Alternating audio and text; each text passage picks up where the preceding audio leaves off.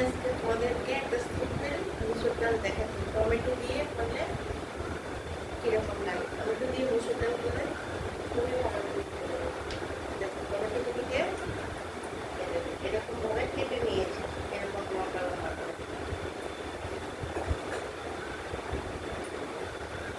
মুসুর ডালকে তোমরা কড়াইয়ে করো, কুকারে করো, যাই করো, সেদ্ধ করে নিয়েছি। এরকম যে যতটুকু ডাল খাও, মুসুর ডাল, মুগ ডাল দিয়ে মুসুর ডাল 1 বাটি ডাল করি, মুসুর ডাল আমি করি 1 বাটি ডাল, আর সঙ্গে ডাল সেদ্ধ হওয়ার পর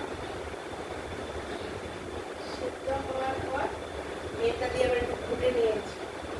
ফুটে নেওয়ার পর হলুদ দিলাম একসঙ্গে, আর সেদ্ধ করার সময় তো স্বাদ মতো নুন দিয়েছি, আর 4টে কাঁচা লঙ্কা দিয়েছি। কড়াইয়ের মধ্যে তেল দিয়েছি, যে যেই তেল খাও, আমি সাদা তেল দিয়ে করি, সাদা তেল দিয়েছি, আর 4টে শুকনো লঙ্কা এরকম একটু ফাটিয়ে দিয়েছি। আমি সবসময় টমেটো, মেথি